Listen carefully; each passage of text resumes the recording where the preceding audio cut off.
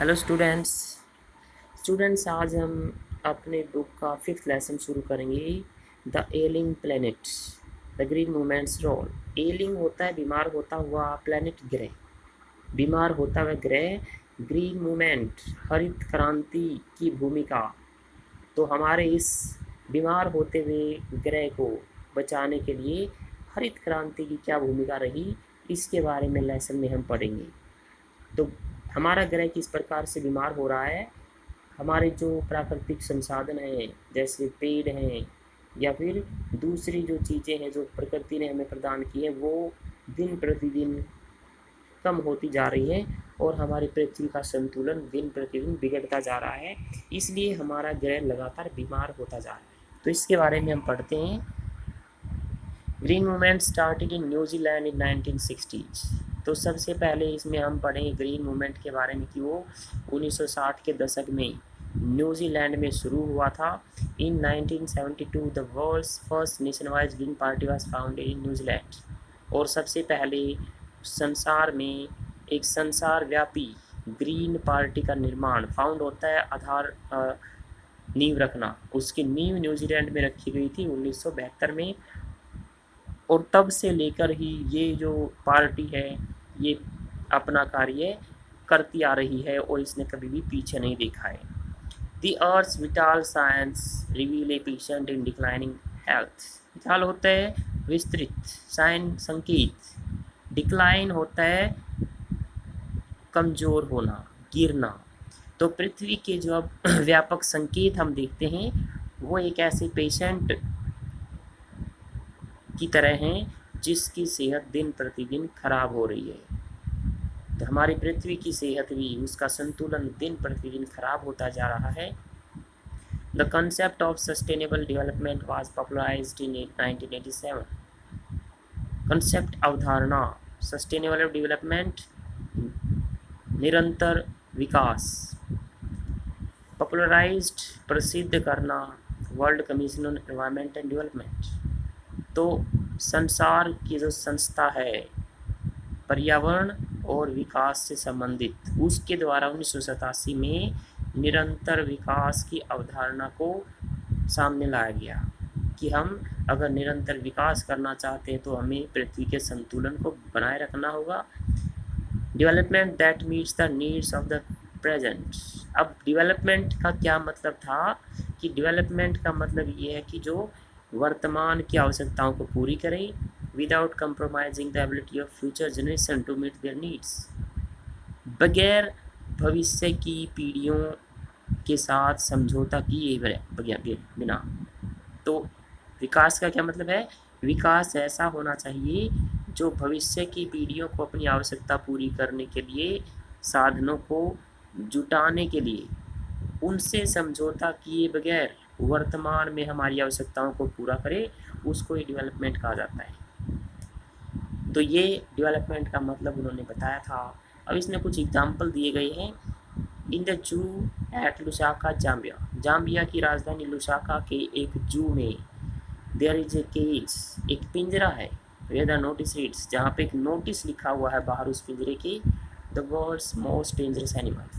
तो उस पिंजरे के बाहर लिख रखा है कि संसार का सबसे खतरनाक जानवर है इस पिंजरे के अंदर। लेकिन उस पिंजरे के अंदर क्या है, उसमें एक मिरर लगा हुआ है, एक दर्पण लगा हुआ है। तो जब भी कोई इंसान उस दर्पण में देखता है तो उसको वही दिखाई देता है। इसका मतलब वो क्या समझाना चाहते हैं कि संसार का सबसे खतरनाक जानवर इंसान ही है, जिसने हमारे इस ग्रह का संतुलन बिगाड़ दिया है, इसको एटमॉस्फेयर को बिगाड़ दिया। Scientists have catalogued about 1.4 million living species with mankind shares the earth। तो वैज्ञानिकों ने सूची बनाई है, कैटालॉग होता है सूचीबद्ध करना। वैज्ञानिकों ने 1.4 मिलियन जीवित प्रजातियों की सूची बनाई है जिसके साथ मनुष्य पृथ्वी पर रहता है, और इन सब के साथ मनुष्य का प्राकृतिक संसाधनों को लेकर हमेशा ही संघर्ष चला रहता है। मिस्टर लेस्टर आर ब्राउन क्या कहते हैं? Earth principle biological systems are four, कि पृथ्वी के 4 मुख्य जैविक घटक हैं। तो वो 4 मुख्य जैविक घटक क्या हैं? Fisheries, forest, grasslands and croplands. Matsya, one, घास वाली भूमियाँ और फसली भूमियाँ, ये 4 मुख्य जैविक घटक हैं पृथ्वी के। What goes under the pot now costs more than what goes inside। बहुत ही अच्छी बात कही गई है कि जो चीज़ अब पोट के बर्तन के नीचे जल रही है उसका मूल्य ज़्यादा हो गया है उसको देखते हुए जो कि इस बर्तन के अंदर पक रहा है। तो बर्तन के अंदर पकने वाली चीज़ से महंगी क्या हो गई है? इसके नीचे जलने वाली चीज़। क्या कहना चाहता है राइटर? कि जो ईंधन है वो इतना महंगा हो गया है कि इसकी पूर्ति करना आने वाले कुछ समय में असंभव हो जाएगा, क्योंकि जंगलों को बहुत तेज़ी से काटा जा रहा है ईंधन की पूर्ति के लिए। जनसंख्या इतनी तेज़ी से बढ़ रही है, इसलिए जो वन है वो लगातार ख़त्म होते जा रही हैं और इनकी क्षतिपूर्ति की तो जा सकती है, लेकिन इसके लिए हमें दृढ़ निश्चय करना होगा, तब जाके इसकी क्षतिपूर्ति की जा सकती है। It has been well said that forests precede mankind, deserts follow। Precede होता है पहले आना, तो यह भी कहा गया है कि जो वन है वो मनुष्य जाति से पहले यहाँ पर आए थे और डेजर्ट्स जो रेगिस्तान है वो बाद में आए। तो मनुष्य के आने से पहले यहाँ पे बहुत वन थे, जिसके कारण पृथ्वी का एटमॉस्फेयर ठीक ठाक रहता था। लेकिन जैसे जैसे जनसंख्या बढ़ती जा रही है बहुत तेज़ गति से, वन समाप्त हो रहे हैं और वनों की जगह अब रेगिस्तान ले रहे हैं। इसलिए जब प्रोटीन हंगरी देशों में, जहाँ पे प्रोटीन बहुत ज़्यादा मात्रा में खाया जाता है, वहाँ पे मछलियों को ज़्यादा मात्रा में पकड़ा जाता है और वहाँ का जो संतुलन है वो भी बिगड़ जाता है। तो इस तरह से हमारी पृथ्वी लगातार बीमार होती जा रही है। Tropical forest is now eroding at the rate of 40 to 50 million acres a year। erode होता है कम होना। तो जो उष्ण कटिबंधीय वन है वो अब एक साल में 40 से 50 मिलियन एकड़ की दर से कम हो रहे हैं। एक साल में 40 से 50 मिलियन एकड़ वनों को काट दिया जाता है। The growing use of dung for burning deprives the soil of an important natural fertilizer। डंग होता है गोबर, बर्निंग जलना, डिप्रीव मीन वंचित कर देना। तो जो गोबर का जलाने का बढ़ता हुआ प्रयोग है वो पृथ्वी को एक महत्वपूर्ण प्राकृतिक उर्वरक से वंचित कर देता है। हम खाना पकाने के लिए गोबर के उपले बनाकर उनका यूज करते हैं, तो उसको ईंधन के रूप में यूज़ करते हैं। लेकिन अगर इसको इतना ज़्यादा ईंधन के रूप में यूज़ ना किया जाए, इसको खेत में डाला जाए, तो इससे पृथ्वी को एक महत्वपूर्ण प्राकृतिक उर्वरक मिलता है। तो जलाने के कारण अब ये उर्वरक कम हो गया है, पृथ्वी को नहीं मिल पाता और इसकी वजह से पृथ्वी के चारों तरफ कार्बन डाइऑक्साइड का एक आवरण बन गया है, जिसके कारण पृथ्वी का तापमान भी बहुत तेज़ गति से बढ़ता रहता है। James path, the president of the world resources institute. तो संसार के प्राकृतिक संसाधनों के संस्थान के अध्यक्ष जेम्स पैथ ने भी एक दिन कहा था, क्या कहा था? We were saying that we are losing the forest at an acre a second.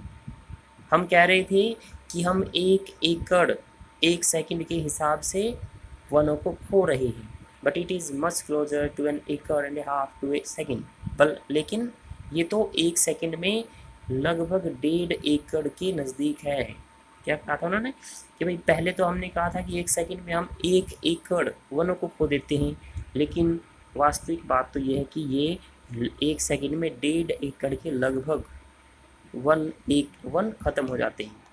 Article 48A of the constitution of India provides that. तो भारत के संविधान का जो अनुच्छेद है 48A, वो भी ये कहता है the state shall endeavour to protect and improve the environment. Endeavour होता है प्रयास करना, कि राज्य का देश को एक राज्य भी बोला जा सकता है, कि हमारा जो राज्य है वो प्रयास करेगा प्रोटेक्ट रक्षा करने का, इम्प्रूव सुधार करने का एनवायरमेंट पर्यावरण में। एंड टू सेफगार्ड रक्षा करना द फॉरेस्ट वनों की एंड वाइल्ड लाइफ जंगली जीवन की ऑफ द कंट्री देश की। क्या कहता है संविधान का 48 आर्टिकल कि हमारा जो देश है, हमारा जो स्टेट है, वो प्रयास करेगा कि पर्यावरण की रक्षा की जाए और इसमें सुधार किया जाए और वनों और जंगली जीवन की सुरक्षा भी की जाएगी। ये कहा गया था, लेकिन इसके बारे में कोई ध्यान नहीं देता, क्योंकि जो कानून हैं और जो नियम हैं वो हमारे देश में खासकर तोड़ने के लिए ही बनाए जाते हैं। लोग बड़े खुश होते हैं कानून को और नियम को तोड़कर। India, according to reliable data, is losing its forest at the rate of 3.7 million acres a year. Reliable mean भरोसेमंद। तो जो भारत है वो भरोसेमंद या सही आंकड़ों के हिसाब से अपने वनों को खो रहा है। किस दर से? एक साल में 3.7 मिलियन एकड़ वन काट दिए जाते हैं। तो जब इतनी ज़्यादा मात्रा में वन काटेंगे तो इसका मतलब है कि इनकी क्षतिपूर्ति करने के लिए हमें कटाई से कई गुना ज़्यादा वन लगाने पड़ेंगे, तभी हमारा जो एनवायरनमेंट है वो बैलेंस्ड हो पाएगा। The actual loss of forest is estimated to be about 8 times the rate indicated by government statistics. तो सरकारी आंकड़ों में जो दर दिखाई जाती है, वास्तव में वो दर पेड़ों के कटने की 8 गुना होती है। It took mankind more than a million years to reach the first billion। अब जनसंख्या इतनी तेज़ी से बढ़ रही है, इसलिए पेड़ों को काटा जा रहा है लोगों की आवश्यकता को पूरा करने के लिए। तो मानव जाति को पहले बिलियन जनसंख्या तक पहुंचने में 1 मिलियन साल लगे थे। 1 मिलियन 10 लाख के बराबर होता है। तो 1 बिलियन जनसंख्या पहुंचने तक, बिलियन कितना होता है?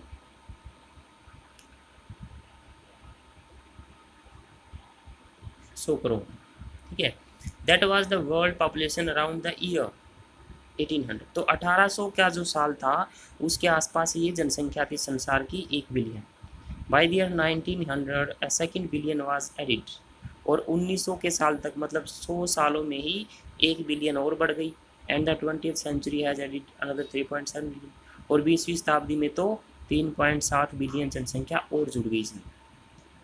तो अब 5.7 बिलियन के लगभग आज एस्टिमेट जनसंख्या है। Every 4 days the world population increases by 1 million. प्रत्येक 4 दिन में 1 मिलियन के लगभग जनसंख्या बढ़ जाती है संसार में। The rich get richer and the poor beget children which condemn them to remain poor. Beget होता है जन्म देना। तो अमीर और ज़्यादा अमीर हो रहे हैं, गरीब ज़्यादा बच्चों को जन्म देते हैं, जिससे उनके भाग्य में गरीब रहना ही लिख दिया जाता है, क्योंकि वो सोचते हैं कि जितने व्यक्ति घर के अंदर होंगे उनके यहाँ इनकम उतनी ज़्यादा होगी। लेकिन फैक्ट क्या है कि जितने ज़्यादा इंसान होंगे बेरोज़गारी उतनी ही ज़्यादा होगी और परिवार को समस्याओं का सामना करना पड़ेगा। Element of caution. अब इस जनसंख्या नियंत्रण को ठीक करने के लिए, बैलेंस करने के लिए क्या करना पड़ेगा? कॉर्शन, जोर ज़बरदस्ती को अपनाना पड़ेगा। The population of India is estimated to be 92120 million today. तो आज ये जो बात है ये 1994 के आसपास की बात है। जो ये लेसन है 94 में इसको पब्लिश किया गया था, तो उसके आसपास की बात है कि 1994 के आसपास जो भारत की जनसंख्या थी 920 मिलियन के आसपास है। More than the entire population of Africa and south America put together. Africa और दक्षिणी अमेरिका की इकट्ठी जनसंख्या को मिलाकर भी उससे ज़्यादा है। Industry has a most crucial role to play in this new era of responsibility. तो एक तो जनसंख्या नियंत्रण करना पड़ेगा, इसके लिए परिवार नियोजन भी प्रयोग किया जा सकता है। लेकिन जो कारखाने हैं वो एक क्रूशियल रोल, एक निर्णायक भूमिका निभाते हैं। ईरा होता है युग, तो जिम्मेदारियों के इस नए युग में कारखाने या इंडस्ट्री भी एक निर्णायक भूमिका निभाते हैं। No generation has a freehold on this earth. तो कारखाने कम प्रदूषण करके इस पृथ्वी को बचाने में योगदान दे सकते हैं। जनरेशन होता है पीढ़ी, फ्री होल्ड आज़ादी। तो इस धरती को लेकर किसी भी पीढ़ी को पूरी तरह से आज़ादी नहीं है। All we have is a life tenancy. Tenancy होता है ठेका, पट्टा। तो जो कुछ भी हमारे पास है वो हमने जीवन भर के लिए ठेके पर ले रखा है, with a full repairing lease. Lease भी ठेका होता है, और ये पूरी तरह से रिपेयर होने वाला ठेका है। रिपेयर होने वाला, प्रत्येक साल के बाद जैसे हम ज़मीन को ठेके पर लेते हैं, हर साल के बाद वो रिपेयर होती रहती है। तो इसलिए कहता है कि किसी भी पीढ़ी की इस पे अपने आप में आज़ादी नहीं है पृथ्वी को लेकर। हमने इसे ठेके पर लिया हुआ है, और ये ठेका हर समय रिन्यू होता रहता है। We have not inherited this earth from our forefathers. Forefathers होते हैं पूर्वज। इनहेरिट, विरासत में प्राप्त करना। तो अब क्या कहा गया, बहुत ही सुंदर लाइन कही गई है कि हमने इस पृथ्वी को अपने पूर्वजों से विरासत में प्राप्त नहीं किया है। We have borrowed it from our children, बल्कि हमने इसे अपने बच्चों से उधार पे लिया है, और हम इस उधार पे ली हुई चीज़ को उनके लिए बेहतर बनाकर उनको सौंपेंगे। यही बात हमारे मन में होनी चाहिए, तभी हमारी पृथ्वी की जो गिरती हुई सेहत है उसको बचाया जा सकता है।